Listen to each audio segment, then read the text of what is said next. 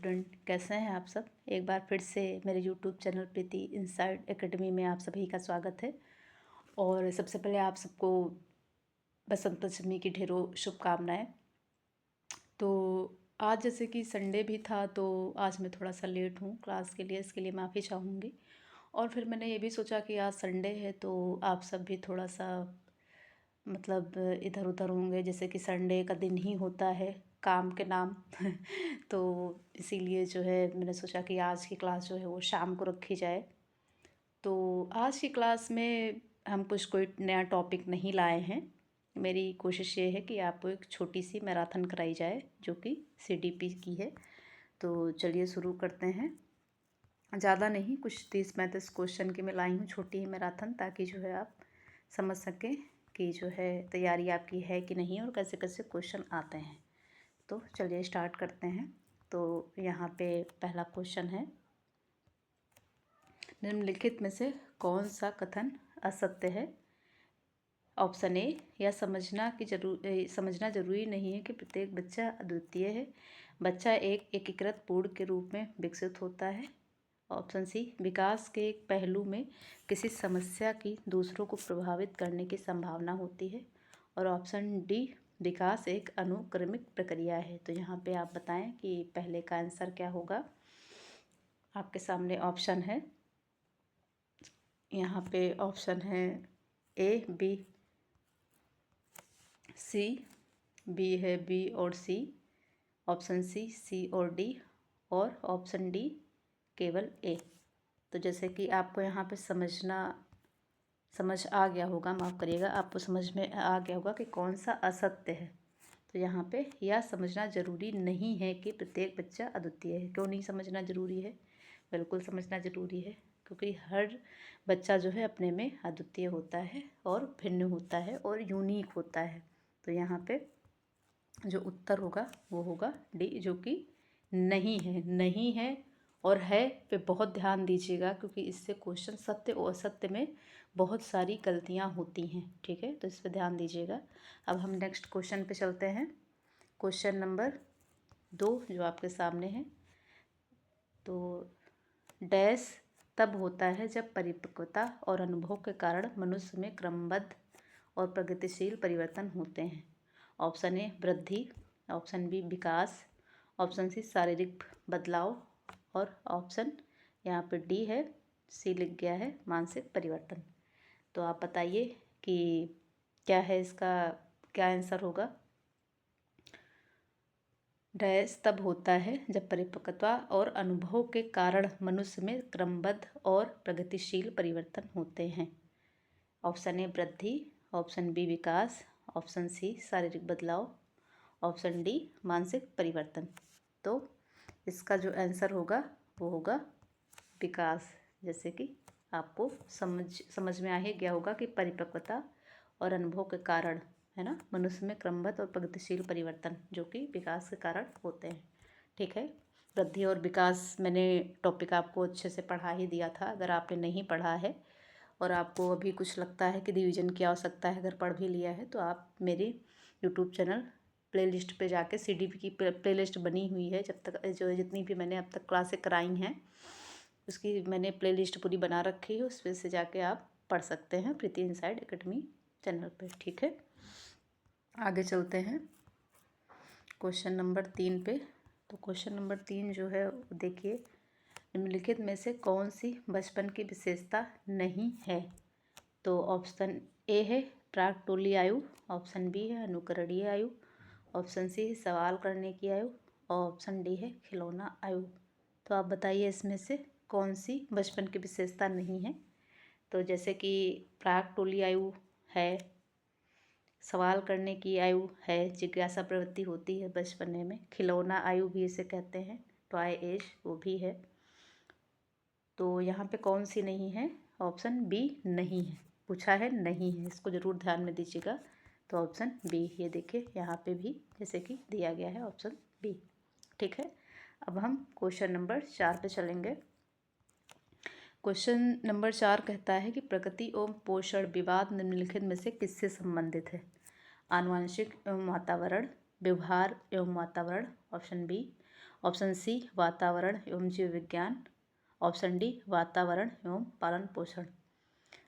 Question number 4 क्या कह रहा है? क्वेश्चन नंबर 4 कह रहा है कि प्रकृति एवं पोषण विवाद निम्नलिखित में से किससे संबंधित है?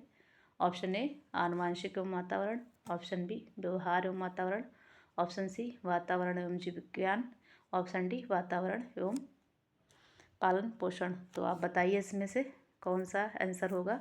तो यहाँ पे जैसे कि समझ में आ ही गया होगा, लेकिन फिर भी मैं कंफर्म करने के लिए देख लेती हूँ कि आनुवांशिक और वातावरण। तो आनुवांशिक एवं वातावरण प्रकृति एवं पोषण विवाद से संबंधित है। ठीक है, जैसे कि मैंने बताया ही था क्लास में कि वातावरण और आनुवांशिक कैसे हमारे जीवन को प्रभावित करते हैं। ठीक है, तो क्लास नंबर माफ़ करिएगा ऑप्शन क्वेश्चन नंबर 5 पे चलेंगे हम। तो क्वेश्चन नंबर 5 जो है वो प्रतिभाशाली बालक की बुद्धि लब्धि होती है। Option A 130, option B 140, option C 155, option D 120। तो कौन सी होती है यहाँ पे? क्वेश्चन नंबर 5 है प्रतिभाशाली बालक की बुद्धि लब्धि क्या होती है, आपको समझ में आ ही होगा। जैसे कि 140 से ऊपर की बुद्धि लब्धि वाले जितने होते हैं आईक्यू लेवल के, उनकी वो जो है प्रतिभाशील बालक की गिनती में आते हैं। ठीक है, और आप जो है आप मेरी तरफ से आपको एक क्वेश्चन है कि प्रतिभाशाली बालक की क्या क्या अच्छाइयाँ होती हैं और क्या क्या बुराइयाँ होती हैं, वो आप कमेंट में बताइएगा। ठीक है, तब तक के लिए हम चलते हैं नेक्स्ट क्वेश्चन पर। जैसे कि ऑप्शन बी यहाँ पे भी दिया है। और क्लास पसंद आ रही हो तो please share, like, comment, subscribe करना ना भूलें। तो क्वेश्चन नंबर यहाँ पे 6 है, स्कूलों को व्यक्तिगत विभिन्नताओं का ध्यान रखना चाहिए क्योंकि प्रत्येक छात्र को विशिष्ट महसूस करवाने हेतु छात्रों के बीच अंतर को कम करने हेतु। ऑप्शन सी छात्रों एवं छात्राओं की क्षमताओं प्रदर्शन को नहीं जानने के लिए, और ऑप्शन डी है समझने के लिए कि छात्र सीखने में समर्थ या असमर्थ क्यों हो रहे हैं। तो यहाँ पे आप बताइएगा। एक बार मैं फिर से क्वेश्चन दोहराए दे रही हूँ कि स्कूलों को व्यक्तिगत विभिन्नताओं का ध्यान रखना चाहिए क्योंकि प्रत्येक छात्र को विशिष्ट महसूस करवाने के लिए नहीं, ये तो गलत ही होगा मेरे ख्याल से। छात्रों के बीच अंतर को कम करने हेतु ये हो सकता है। छात्रों एवं छात्राओं की क्षमता और प्रदर्शन को नहीं जानने हेतु, तो ये तो गलत ही होगा। क्यों नहीं जानने के लिए? समझने के लिए कि छात्र सीखने में समर्थ या असमर्थ क्यों हो रहे हैं, ये हो सकता है। तो यहाँ पे सबसे जो सही है, वैसे तो मुझे ये भी सही लग रहा था ऑप्शन बी, क्योंकि छात्रों के बीच अंतर को कम करने हेतु, जाहिर सी बात है छात्रों में भेदभाव या अंतर को कम करने हेतु भी हो सकता है। लेकिन जो सबसे सही यहाँ पे आंसर है वो है समझने के लिए कि छात्र सीखने में समर्थ या असमर्थ क्यों हो रहे हैं, मतलब, है ना, ये समझना ज़रूरी है। ठीक है, अब हम क्वेश्चन नंबर 7 पे चलेंगे। 16 वर्ष की आयु का बच्चा बुद्धि लब्धि परीक्षण में 75 अंक प्राप्त करता है, उसकी मानसिक आयु वर्ष होगी। तो आप बताएं कि 16 वर्ष आयु का बच्चा बुद्धि लब्धि परीक्षण में 75 अंक प्राप्त करता है, उसकी मानसिक आयु वर्ष होगी।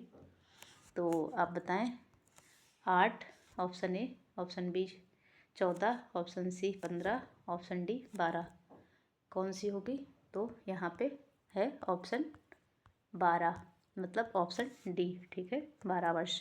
जैसे कि अभी हम बुद्धि ही पढ़ रहे थे, तो कल मैंने हावर्ड गार्डनर का बहुबुद्धि सिद्धांत पढ़ा था। अभी हम आगे पढ़ेंगे आईक्यू और जो है बुद्धि का मापन। तो इसमें आपको मानसिक आयु मतलब आईक्यू और जो क्रोनोलॉजिकल आयु, कालानुक्रमिक आयु होती है, सब आपको पढ़ाया जाएगा अगली क्लास में। ठीक है, तो और क्लियर हो जाएगा आपको कॉन्सेप्ट। अब अगर हम क्लास 9 की बात करें तो प्रत्येक व्यक्ति का कार्य निश्चित योग्यताओं का प्रतिबिंब होता है। किसी विशेष कार्य को करने में व्यक्ति अपनी समस्त मानसिक योग्यताओं में से कुछ को प्रतिदर्श के रूप में चुनाव कर लेता है। यह सिद्धांत किसने दिया था? अब आप बताइए कि प्रत्येक व्यक्ति का कार्य, जैसे कि कुछ पूछ लेते हैं सिद्धांत वगैरह भी, प्रत्येक व्यक्ति का कार्य निश्चित योग्यताओं का प्रतिबिंब होता है। किसी विशेष कार्य को करने में व्यक्ति अपनी समस्त मानसिक योग्यताओं में से कुछ को प्रतिदर्श के रूप में चुनाव कर लेता है। यह सिद्धांत किसने दिया था? Option A Thorndike, option B Thurstone, option C Guilford या ऑप्शन डी थॉमसन। तो आप बताएं यहाँ पे होगा आपका, समय ना लेते हुए मैं खुद ही उत्तर बता दे रही हूँ, यहाँ पे आंसर होगा थॉमसन।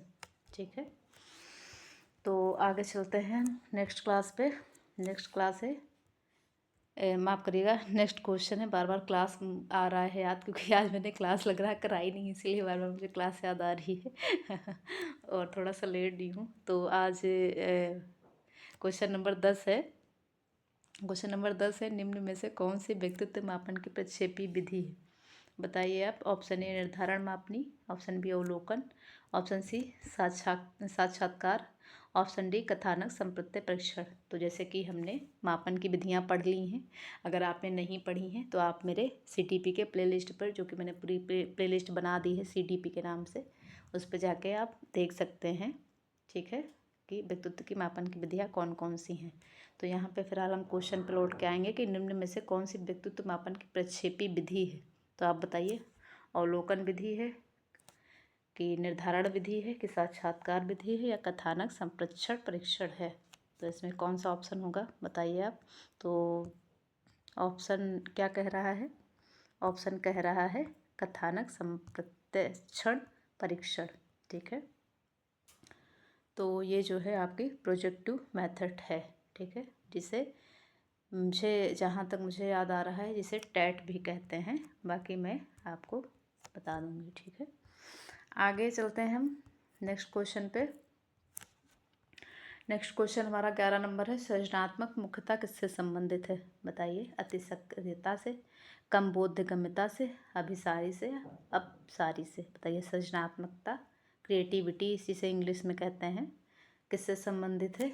तो यहाँ पे ऑप्शन ए है अति सक्रियता, ऑप्शन बी कम बोधगम्यता, ऑप्शन सी अभिसारी या ऑप्शन डी अपसारी। तो यहाँ पे बताइए कौन सा है यहाँ पे ऑप्शन। तो यहाँ पे ऑप्शन जो है अपसारी, जिसे क्या कहते हैं आपको अंग्रेजी में डाइवरजेंट। ठीक है, डाइवरजेंट भी जिसे अंग्रेजी में कहते हैं, तो जिसे हिंदी में अपसारी चिंतन कहते हैं। इसे, ये जो है सृजनात्मकता से संबंधित है। ठीक है, अभिसारी जो है, अभिसारी को भी समझते चलें, इसको कहते हैं कन्वर्जेंट। कन्वर्जेंट मतलब जो बनी बनाई लकीर पे चलता है, उसका एक ही मतलब होगा, उसे बदला या उसे जो है बदला नहीं जा सकता। और जो अपसारी है, इसके अनेक अर्थ हो सकते हैं और अनेक रूपों से हम इस पर विचार कर सकते हैं और अनेक रूपों से उस पर हम कार्य कर सकते हैं या प्रयोग कर सकते हैं। तो इसे डाइवर्जेंट कहते हैं। ठीक है, समझ में आ गया होगा आपको।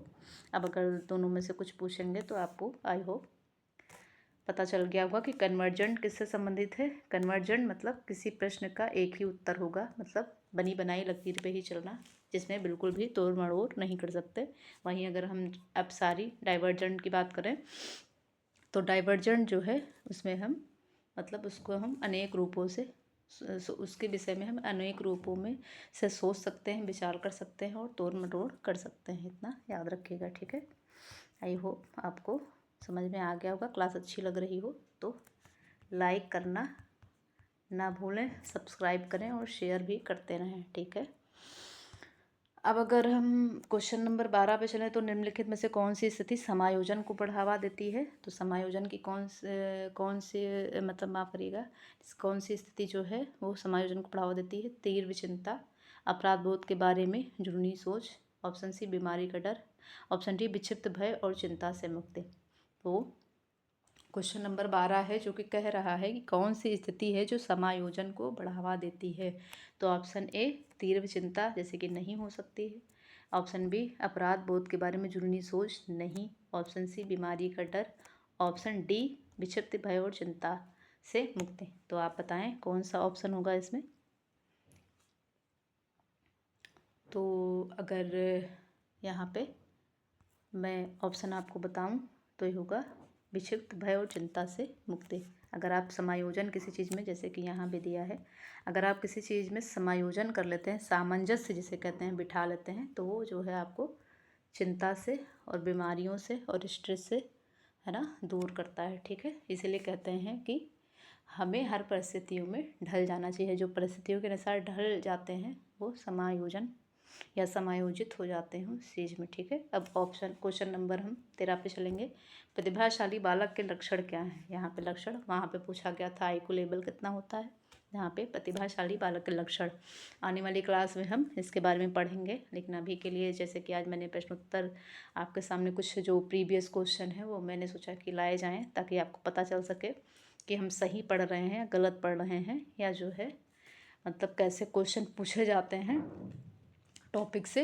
इसलिए मैं आपके सामने ये छोटी सी मैराथन लेके आई हूँ। ठीक है, आई होप आपको पसंद आ रही होगी। तो प्रतिभाशाली बालक के लक्षण क्या है? अभिव्यक्ति में नम्रता, जिज्ञासा। ऑप्शन 3 वार्तालाप प्रियता। ऑप्शन 4 जो है वो अति सक्रियता। तो प्रतिभाशाली बालक के लक्षण क्या क्या होते हैं? नंबर 1 अभिव्यक्ति में नम्रता। ऑप्शन 2 जिज्ञासा। ऑप्शन 3 वार्तालाप में प्रियता। ऑप्शन सी अति सक्रियता। तो यहाँ पे आप बताएं। यहाँ पे भी कुछ आंसर दिए हैं। ऑप्शन ए 1 और 4, ऑप्शन बी 1 और 2, ऑप्शन सी 1 और 4, ऑप्शन सी 3 और 4। तो आप बताएं यहाँ पे।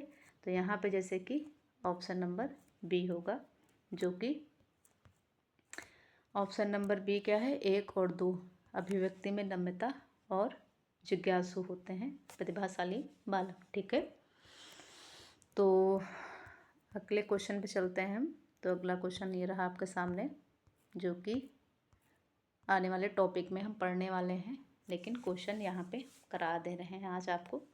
और दोबारा से जब हम फिर मैराथन लाएंगे तो एक बार ही आपका रिवीजन करा देंगे। तो बुद्धिलब्धि का फार्मूला किसने दिया था, इस पर हम बात करेंगे नेक्स्ट क्लास में।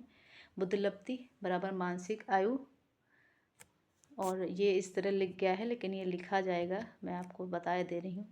चूँकि टाइपिंग में कभी कभी क्या होता है कि ये ऐसे होगा, ये ऐसे होगा, ऊपर लिखा जाएगा मानसिक आयु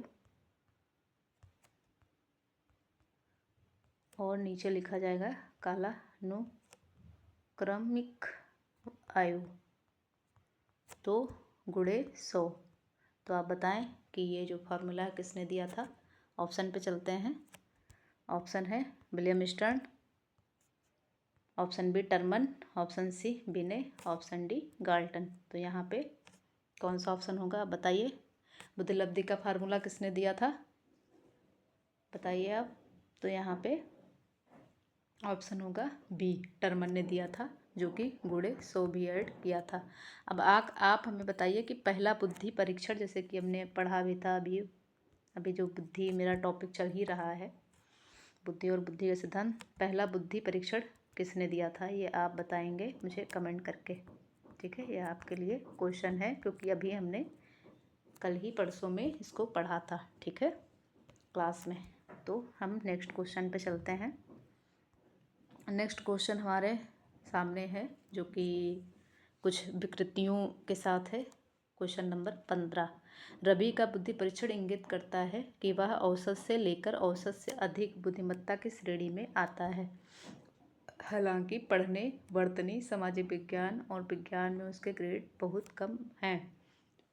उसके गणित के ग्रेड काफ़ी अच्छे हैं या अधिक हैं। रवि लेखन कौशल में अच्छा है। रवि में अधिक संभावना है। तो किस चीज़ की संभावना है, जैसे कि यहाँ पे आपने देखा होगा कि रवि का बुद्धि परीक्षण जो है वो इंगित करता है कि वह औसत से लेकर औसत से अधिक बुद्धिमत्ता की श्रेणी में आता है। हालांकि पढ़ने, वर्तनी, सामाजिक विज्ञान और विज्ञान में उसे ग्रेड बहुत कम मिलते हैं। मतलब पढ़ने और वर्तनी को समझने, सामाजिक विज्ञान और विज्ञान में उसके ग्रेड बहुत कम आते हैं। उसके गणित के ग्रेड काफ़ी अधिक हैं। रवि लेखन कौशल में अच्छा है, लेखन लिखने में भी अच्छा है। रवि में अधिक संभावना है। अब बताइए यहाँ पे। ऑप्शन ए कैलकुलिया गणित से संबंधित विकृति। ऑप्शन बी डिस्ग्राफिया लेखन से संबंधित विकृति। ऑप्शन सी डिसलेक्सिया पढ़ने से संबंधित विकृति, या ऑप्शन डी डिस्पेजिया बोलने से संबंधित विकृति। तो आप बताइए यहाँ पे कौन सा ऑप्शन होगा। तो जैसे कि आपको समझ ही में आ गया होगा कि उसे पढ़ने और वर्तनी से में दिक्कत है, मतलब ग्रेड कम आते हैं, तो यानी कि उसे डिसलेक्सिया पढ़ने से संबंधित विकृति है, जो कि हम इसको भी आने वाली क्लास में विस्तार से पढ़ेंगे। ठीक है, फिर आगे हम चलते हैं क्वेश्चन नंबर 16 पे। क्वेश्चन नंबर 16 क्या कहता है? सीखना व्यवहार में उत्तरोत्तर सामंजस्य की एक प्रक्रिया है। यह कथन किस शिक्षाविद के द्वारा दिया गया है? सीखना व्यवहार में उत्तरोत्तर सामंजस्य की एक प्रक्रिया है, किसने कहा है? स्किनर ने, वुडवर्थ ने, ऑप्शन सी क्रो ने, ऑप्शन डी गेट्स एवं अन्य ने। तो बताइए, सीखना व्यवहार में उत्तरोत्तर सामंजस्य की एक प्रक्रिया किसने कहा है? सीखने से संबंधित है। Option A Skinner, option B Whitworth, option C Crow, option D Gates एवं अन्य। तो यहाँ पे जो आंसर है वो आपको समझ में तो आ गया होगा, लेकिन आप बताइए या मैं बताऊँ आपको? चलिए दिखा ही देती हूँ। यहाँ पे जैसे कि सीखने की बात ही हो रही थी, तो यहाँ पे स्किनर ने कहा है। ठीक है, अब अगर हम आगे चलें तो क्वेश्चन नंबर 17 है आपके सामने। एक व्यक्ति में एक समय पर दो विपरीत इच्छाओं का होना कहलाता है।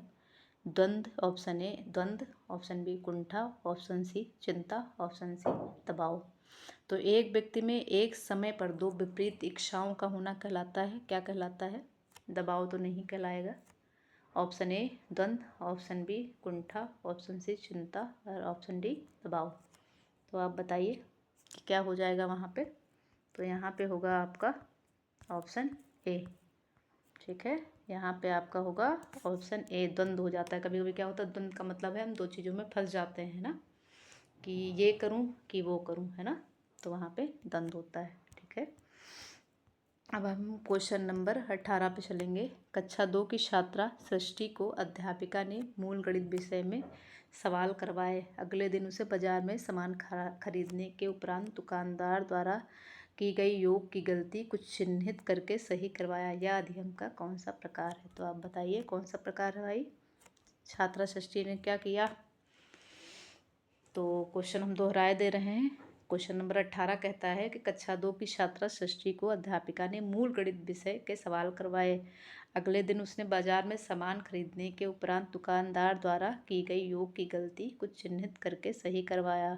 यह अधिगम का कौन सा प्रकार है? नकारात्मक,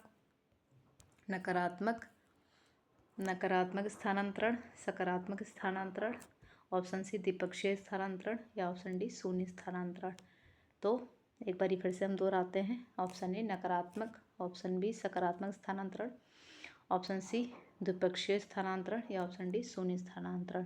तो यहाँ पे आपको जैसे कि समझ में आ ही गया होगा कि बच्चा जो है वो सीखे गए कार्य को अपने जीवन में उतार रही है।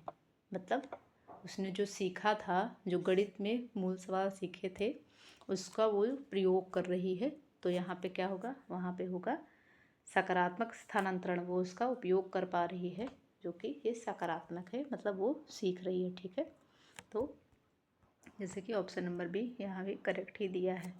अब अगर हम नेक्स्ट क्वेश्चन 19 पे चलें, क्वेश्चन नंबर 19, तो निम्न में से किस सिद्धांत को पुनर्बलन का सिद्धांत भी कहते हैं? तो ऑप्शन नंबर ए क्रिया प्रसूत अनुबंधन का सिद्धांत, ऑप्शन नंबर बी उद्दीपक अनुक्रिया का सिद्धांत, ऑप्शन नंबर सी शास्त्रीय अनुबंधन का सिद्धांत, ऑप्शन नंबर डी अंतर्दृष्टि का सिद्धांत। तो आप बताइए कि इनमें से पुनर्बलन का सिद्धांत किसे कहते हैं? तो बिना हम देरी किए हुए आंसर पे चलते हैं, जो कि आपके सामने है क्रिया प्रसूत, जो कि स्किनर द्वारा दिया गया है और हम आने वाली क्लास में इसको भी पढ़ने वाले हैं। मेरी कोशिश ये रहेगी कि रीट के एग्ज़ाम से पहले जितने भी इम्पोर्टेंट टॉपिक हैं आपको जल्द से जल्द करा दिए जाएं, ताकि आप सिर्फ PYQs नहीं, उसके अंदर क्या है वो भी पढ़ के जाएँ। वैसे तो बहुत डीपली क्वेश्चन नहीं आते हैं, लेकिन कभी कभी आ भी सकते हैं ना। तो हम चलते हैं नेक्स्ट क्वेश्चन पे। निम्नलिखित में से उसे उदाहरण का चयन कीजिए जो आंतरिक अभिप्रेरणा को दर्शाता है। तो यहाँ पे आंतरिक प्रेरणा की बात हो रही, इनर मोटिवेशन की बात हो रही है। तो चलते हैं। ऑप्शन ए वंदना परीक्षा में अच्छे अंक प्राप्त करने के लिए कठोर परिश्रम कर रही है, जिससे वह अपने माता पिता से उपहार प्राप्त कर सके। ऑप्शन बी उर्मिला फटाफट गृह कार्य समाप्त कर रही है, क्योंकि गृह कार्य समाप्त करके वह टीवी देख सकेगी। ऑप्शन सी इला बहुत सारी पुस्तक पढ़ रही है, क्योंकि वह जिले में प्रथम स्थान प्राप्त करके विद्यालय का नाम रोशन करना चाहती है, किस पे? जिला स्तर पे। और ऑप्शन नंबर डी है मेघा अपने परियोजना कार्य के लिए विभिन्न स्रोत तलाश रही है, क्योंकि वह नई जानकारी प्राप्त करने में रुचि रखती है। तो आप बताइए इसमें कौन सा आंसर होगा?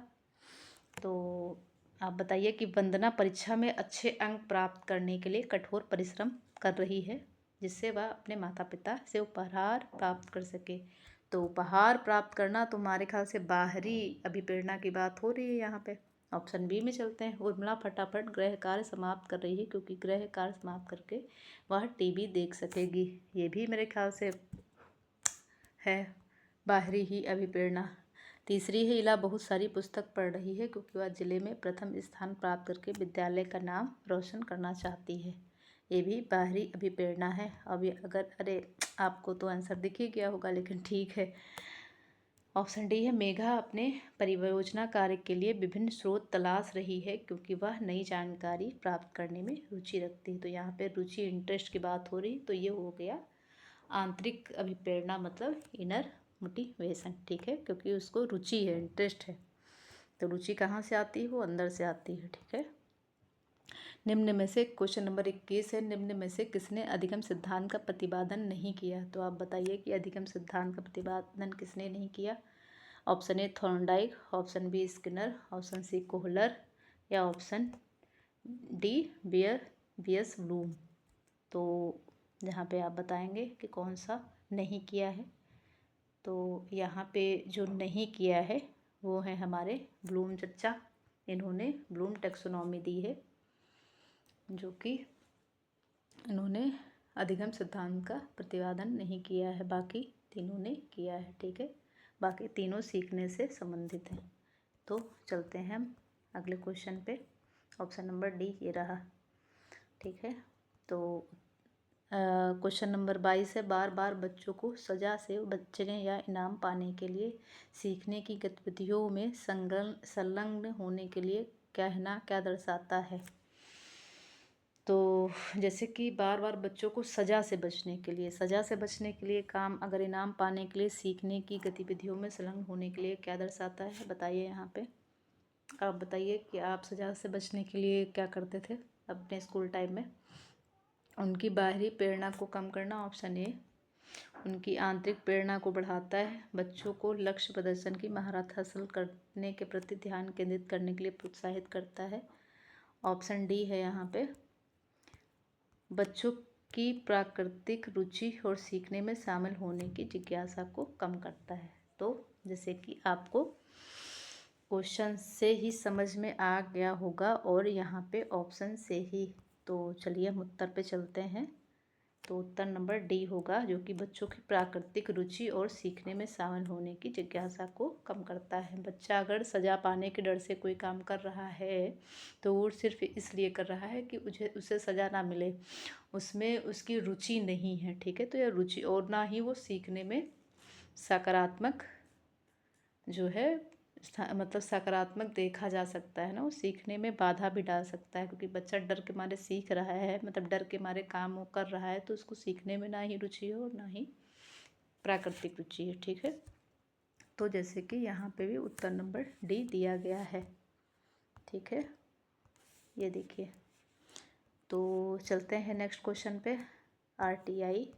आरटीई आ गया, अधिनियम 2009 के अनुसार। अब मैं सोच रही हूँ कि आपको बीच में किसी दिन एनसीएफ और आरटीई करवा दिया जाए पहले ही, क्योंकि ये बहुत ही इम्पोर्टेंट है और इसमें से क्वेश्चन ज़रूर से ज़रूर आएंगे। नेपी 2020 की भी किसी दिन मैं सोच रही हूँ मैराथन ही रखती हूँ आपके सामने, क्योंकि अब समय ज़्यादा रीट में बचा नहीं है। वैसे तो भी है, लेकिन इतना भी समय नहीं है, इसलिए थोड़ा सा तेज़ी के साथ काम करना पड़ेगा और थोड़ा पढ़ाई करनी पड़ेगी समय देकर। ठीक है, तो जैसे कि हम चलते हैं क्वेश्चन नंबर 23 पे। आरटीई अधिनियम 2009 के अनुसार शिक्षकों के लिए प्रति सप्ताह काम के निर्धारित घंटे हैं। ऑप्शन ए है 40 घंटे, ऑप्शन बी है 42 घंटे, ऑप्शन सी है 45 घंटे, ऑप्शन डी है 48 घंटे। तो बताइए कितने घंटों की बात की गई है यहाँ पे। तो यहाँ पे जो ऑप्शन है वो सी रहेगा, 45 घंटे की बात की गई है। ठीक है, जैसे कि यहाँ पे आपको दिया गया है। अब हम चलते हैं 24 क्वेश्चन नंबर 24 पे। निम्न में से कौन सा एक उत्तम परीक्षण विशेषताओं से भिन्न है?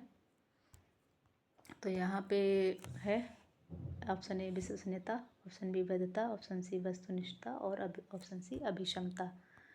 तो कौन सा है निम्न में से एक उत्तम परीक्षण की विशेषताओं से भिन्न है? तो एक उत्तम परीक्षण मतलब एक अच्छे परीक्षण में, एक स्पष्ट परीक्षण में कौन कौन सी खूबियाँ होनी चाहिए? तो ऑप्शन ए विश्वसनीयता होनी चाहिए, ऑप्शन बी वैधता भी होनी चाहिए, ऑप्शन सी वस्तुनिष्ठता भी होनी चाहिए, लेकिन अभिक्षमता की इसमें ज़रूरत नहीं है। ठीक है, तो जैसे कि यहाँ भी उत्तर नंबर डी ही दिया गया है, जो नहीं है, नहीं है की बात की गई है इसमें, ध्यान दीजिएगा ज़रा बंधु। अब अगर हम बात करें क्वेश्चन नंबर 25 की, तो शिक्षार्थी केंद्रित पाठ्यक्रम में निम्नलिखित में से कौन सा महत्वपूर्ण है? ऑप्शन ए अध्यापक, ऑप्शन बी बच्चा, ऑप्शन सी विषय वस्तु, ऑप्शन सी वातावरण। ये वातावरण यहाँ लिख गया है, ये है आपका वातावरण। ठीक है, तो आप बताएं कि ऑप्शन नंबर 25 क्या कहता है कि शिक्षार्थी केंद्रित पाठ्यक्रम में निम्नलिखित में से कौन सबसे महत्वपूर्ण है? तो शिक्षार्थी केंद्रित में जो है वो हमारा बच्चा ही सबसे महत्वपूर्ण माना जाएगा, क्योंकि हमारी जो शिक्षा है वो छात्र केंद्रित है। और जो हमारी प्राचीन शिक्षा थी वो किस पर केंद्रित थी, वो आप कमेंट करके बताएंगे। ठीक है, चलते हैं नेक्स्ट क्वेश्चन पे। यहाँ पे ये देखिए उत्तर बी दिया गया है। ठीक है, अब हम चलेंगे नेक्स्ट क्वेश्चन पे। नेक्स्ट क्वेश्चन क्या कहता है? नेक्स्ट क्वेश्चन कहता है कि एक चिंतनशील शिक्षक कक्षा कक्ष में ऐसी स्थिति उत्पन्न करता है कि छात्र, एक चिंतनशील शिक्षक कक्षा कक्ष में ऐसी स्थिति उत्पन्न करता है कि छात्र ऑप्शन ए व्याख्या सुन सकें, ऑप्शन बी कक्षा कक्ष में अनुशासन बनाए रखें, ऑप्शन सी कक्षा कक्ष में शिक्षक के व्याख्यान के नोट्स ले सकें, ऑप्शन डी छात्रों और शिक्षक में पारस्परिक अंतक्रिया को कर सकें। तो आप बताएं कि क्वेश्चन नंबर 26 का उत्तर क्या होगा?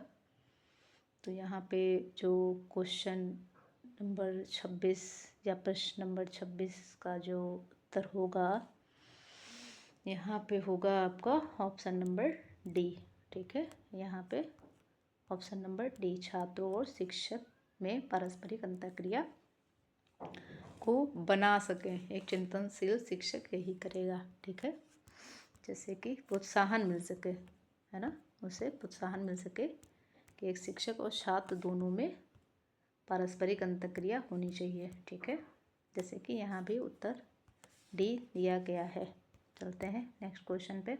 क्रियात्मक अनुसंधान का अर्थ है, क्रियात्मक अनुसंधान जिसे अंग्रेजी में एक्शन रिसर्च कहते हैं। जैसे कि आपने अगर बीएड किया होगा तो आपने एक्शन रिसर्च की फाइल बनाई होगी, मैंने तो बनाई थी, आप बताइएगा कमेंट करके आपने बनाई थी कि नहीं बनाई थी। तो एक्शन रिसर्च से संबंधित यहाँ क्वेश्चन है, तो क्वेश्चन नंबर 27 है यहाँ पे, क्वेश्चन नंबर 27 जिसे कहेंगे। ऑप्शन ए एक अनुदैर्ध्य अनुसंधान है, ऑप्शन बी एक अनुपयुक्त अनुसंधान है, ऑप्शन सी एक शोध जिससे तत्काल समस्या को हल किया जा सके, या ऑप्शन डी सामाजिक आर्थिक उद्देश्य के साथ एक शोध। तो बताइए यहाँ पे कौन सा उत्तर होगा? क्रियात्मक अनुसंधान जिसे अंग्रेजी में एक्शन रिसर्च कहते हैं। तो एक्शन रिसर्च के में जो आंसर होगा वो होगा ऑप्शन सी, वो होगा एक शोध जिससे तत्काल समस्या को हल किया जा सके। तो जो क्रियात्मक, जैसे कि एक्शन रिसर्च, इंग्लिश में नाम ही इसका एक्शन लेना होता, तो जो एक्शन लेना होता है वो हम जो सडनली जो है कुछ घटता है, जो कुछ तत्काल समस्याएं घटती हैं, समस्याएं आती हैं सामने, उनको हल करने के लिए हम एक्शन रिसर्च करते हैं। ठीक है, जैसे कि यहाँ भी उत्तर नंबर सी ही दिया गया है। तो आगे चलते हैं हम एनसीएफ पे आ गए, एनसीएफ भी पढ़ाना है आपको। तो चलते हैं क्वेश्चन नंबर 28 पे हम। एनसीएफ 2005 के अनुसार एक शिक्षक की भूमिका होनी चाहिए। क्वेश्चन नंबर 28 का कहता है कि एनसीएफ 2005 के अनुसार एक शिक्षक की भूमिका क्या होनी चाहिए, बताएं आप। ऑप्शन ए अनुमोदक, ऑप्शन बी सुविधादाता, ऑप्शन सी आधिकारिक, ऑप्शन डी तानाशाह। तो आप जुड़े रहिएगा प्रीति इनसाइट अकेडमी से, क्योंकि आने वाले समय में बहुत ही इम्पॉर्टेंट क्लासें होने वाली हैं, तो प्लीज़ मिस मत करिएगा, वरना फिर जो है आपको समस्याएं आ सकती हैं पेपर देने के समय। तो आप बने रहिएगा हमारे साथ, और आगे हम जितने भी महत्वपूर्ण और जो भी रीट में सीटीपी जो भी CDP में मेंशन है टॉपिक वो हम कराएंगे, अच्छे से आपको डिटेल से पढ़ाएंगे, ताकि किसी भी प्रकार की आपको समस्या का सामना ना करना पड़े एग्ज़ाम के समय। तो NCF 2005 के अनुसार एक शिक्षक की भूमिका होनी चाहिए। तो ऑप्शन ए अनुबोधक, ऑप्शन बी सुविधादाता, ऑप्शन सी आधिकारिक, ऑप्शन डी तानाशाही। तो यहाँ पे जो होना चाहिए वो ऑप्शन नंबर बी इसका उत्तर रहेगा, सुविधादाता। ठीक है, ये देखिए यहाँ पे भी मेंशन है उत्तर। तो आगे हम चलते हैं मूल्यांकन, जो कि बहुत ही इम्पोर्टेंट है एक। तो मूल्यांकन का क्या उद्देश्य है बताइए आप। बच्चों को मंद शिक्षार्थी और प्रतिभाशाली बच्चों के रूप में अंकित करने के लिए, ऑप्शन ए, या ऑप्शन बी है बच्चों की पहचान करने के लिए जिन्हें उपचार की आवश्यकता है, या ऑप्शन सी है सीखने की कठिनाई और समस्या क्षेत्र का निदान करने के लिए, या ऑप्शन डी है उसे सीमा तक प्रतिपुष्टि प्रदान करना जहां तक हम उत्पादनशील जीवन के लिए शिक्षा प्रदान करने में सफल रहे हैं। तो आप बताइए कि यहाँ पे क्वेश्चन नंबर 29 का क्या आंसर होगा।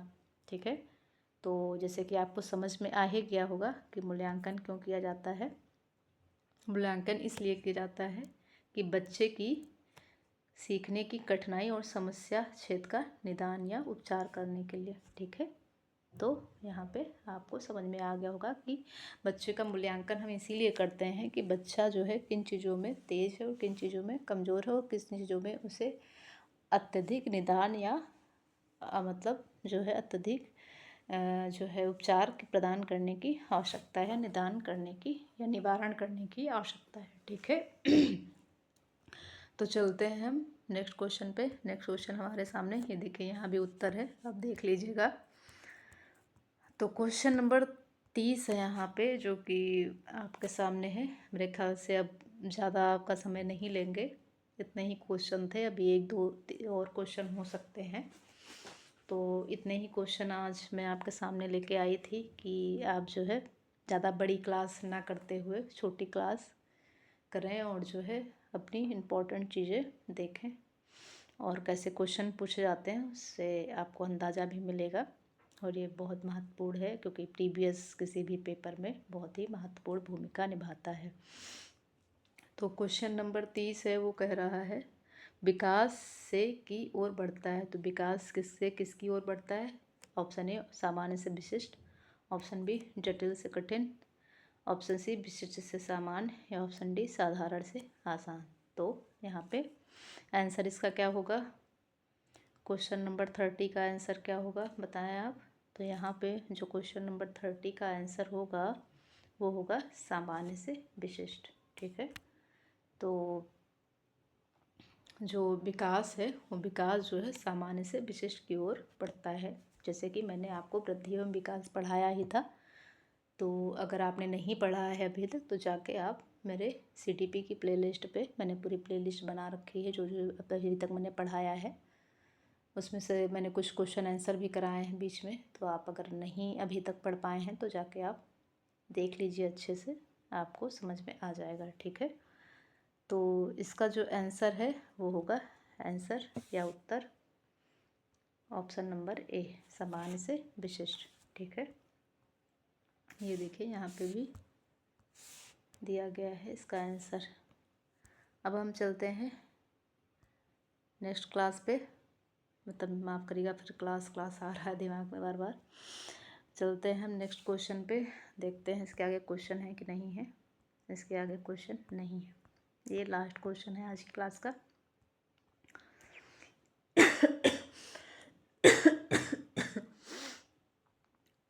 तो लास्ट क्वेश्चन है ये आज की क्लास का। तो क्वेश्चन नंबर 31 है, निम्नलिखित विकास के सिद्धांतों का उनके सही वर्णन से मिलान कीजिए। तो यहाँ पे ये थोड़ा सा टाइपिंग है, जो कि यहाँ एक विकास के सिद्धांत का नाम और सिद्धांत का वर्णन है। ठीक है, तो आप यहाँ पे थोड़ा सा ध्यान दीजिएगा। समीप दूरा भिमुख दिशा या सिर से पैर का क्रम होता है, या ऑप्शन 2 है सिर पदा भी मुख दिशा, बच्चे भिन्न भिन्न तरह से बढ़ते हैं, या ऑप्शन 3 है अंतर वैयक्तिक भिन्नताएं किसी एक बच्चे में विकास की दर विकास के एक क्षेत्र की अपेक्षा दूसरे से भिन्न होती है। या जो है यहाँ पे ऑप्शन 4 है अंतरा व्यक्ति विभिन्नताएं शरीर के केंद्र से बाहर की वृद्धि जो होती है। तो आप यहाँ पे बताएं कि कौन सा इसका आंसर होगा। ये ऑप्शन डी है, ठीक है। तो यहाँ पे जो हमारा आंसर होगा इसको थोड़ा सा आपको देख के पढ़ना पड़ेगा ताकि आप गलती ना करें पढ़ते हुए और अच्छे से समझ लें। तो जैसे कि यहाँ पे विकास के सिद्धांत की बात की गई है और सिद्धांत का जो वर्णन किया गया है, तो समीप दूराभिमुख दिशा होता है। तो यहाँ पे जो शरीर के केंद्र से बाहर की ओर, तो यहाँ पे जो है ऑप्शन नंबर क्या होगा इसका, देखिए आप। तो यहाँ पे जो ऑप्शन होगा उसका ये होगा ए।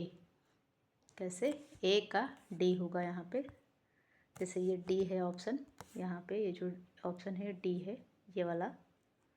तो जैसे कि आप देख सकते हैं कि सिर पदाभिमुख दिशा जो है वो क्या होती है, वो शरीर के केंद्र से बाहर की ओर होती है ना। जिसे सेफेलोकॉर्डल और प्रॉक्सिमो डिस्टल कहा गया है, जो कि मैंने आपको प्रॉक्सिमो डेसिमल कहा गया है, जो आपको मैंने पढ़ाया था, ठीक है। केंद्र से बाहर की ओर या जो है सिर से पैर की ओर चलती है जो विकास की दर, वो आपको मैंने वृद्धि एवं विकास वाली क्लास में कराया है। अगर आपने नहीं देखी है तो अब तक देख लीजिएगा, तो ये क्वेश्चन भी आपको अच्छे से समझ आ जाएगा। तो यहाँ पे शरीर के केंद्र से बाहर की ओर है, और जो 2 का ए है, 2 कौन सा है, सिर पदाभिमुख दिशा। तो यहाँ पे जो है क्या है, एक इसका सिर से पैर के क्रम में, तो जैसे कि यहाँ पे समझ में आ ही रहा है, जिसे प्रॉक्सिमो डिजिमल कहते हैं इसको, ठीक है। तो ये सिर से पैर की ओर जाती है, तो इसका 2 हो गया। अब अगर हम बात करें 3 का बी हो गया यहाँ पे, 3 का बी, जो कि विभिन्न बच्चे भिन्न भिन्न तरह से बढ़ते हैं, जो अंतर व्यक्तिक भिन्नताएँ होती हैं। और जो यहाँ पे अंतरा व्यक्तिक विभिन्नताएँ होती हैं वो है 4 का सी, जो कि किसी एक बच्चे में विकास की दर विकास के एक क्षेत्र की अपेक्षा दूसरे से भिन्न हो सकती है, कहा गया है, ठीक है। तो इसको आप अपने हिसाब से समझ लीजिए। अपने हिसाब से क्या, अगर आपको ये नहीं अभी समझ में आया है क्वेश्चन, थोड़ा सा मैं मोबाइल से पढ़ाती हूँ तो क्वेश्चन इधर उधर हो जाता है, तो मतलब इसके ऑप्शन थोड़े से बड़े थे तो सही से टाइपिंग नहीं हो पाई है। तो अगर आपको ये समझ में नहीं आया है तो आप मेरे यूट्यूब चैनल प्रीति इनसाइट अकेडमी पे प्लेलिस्ट मैंने बना रखी है CTP की, तो उसको आप देख लीजिएगा। ग्रोथ एंड डेवलपमेंट टॉपिक में ये आपको मिल जाएगा अच्छे से, उसको मैंने विस्तार से समझाया है वहाँ पे। तो आज इतने ही प्रश्न उत्तर थे जो मैं आपके सामने लाए थे, जो कि बहुत ही महत्वपूर्ण हो सकते हैं आपकी परीक्षा के लिए। और ये क्वेश्चन आप राज्य के किसी भी देश के किसी भी राज्य में परीक्षा देंगे टीचिंग से संबंधित, तो शिक्षक बनने के या शिक्षिका बनने से संबंधित, तो आपको ये ऐसे मतलब CTP में ऐसे क्वेश्चन मिलेंगे जो कि बहुत ही महत्वपूर्ण है। चाहे वो CTET हो, चाहे टेट हो, चाहे RTET हो, चाहे BTET हो, हर जगह KBS में भी, DSSB में भी, हर जगह आपको ये काम में आएंगे। तो अगर ये क्लास अच्छी लगी हो तो लाइक कमेंट शेयर सब्सक्राइब करें, और मिलते हैं कल आगे नए टॉपिक के साथ, जो कि हमारा चल ही रहा था टॉपिक अभी बुद्धि, जो कि अभी उसमें कुछ चीज़ें रह गई हैं समझानी, जो कि कल वाली क्लास में आई होप कि हम कल वाली क्लास में कर पाएँ उसको। और तब तक के लिए अपना ध्यान रखें, पढ़ाई लिखाई करते रहें, और क्या ही कहें। और आपको भी बहुत सारी इम्पोर्टेंट टॉपिक कराने हैं, जैसे कि इनमें से NCF हो गया, RT हो गया, या 2020 हो गया, NEP 2020, तो ये सारे टॉपिक मैं आपको करा दूँगी। आप बिल्कुल निश्चिंत रहें, आप बस निरंतर हमारे साथ बने रहें, और क्लास को लाइक कमेंट शेयर सब्सक्राइब करते रहें, और पढ़ते रहें, और अपना ध्यान भी रखें। अपने शारीरिक और अपने मानसिक स्वास्थ्य का ध्यान रखना बहुत ज़रूरी है, क्योंकि परीक्षा आने वाली है और मौसम भी बदल रहा है काफ़ी हद तक। तो अपना ध्यान रखें, तब तक के लिए बाय बाय, मिलते हैं एक नई क्लास के साथ। Good evening, bye bye, take care.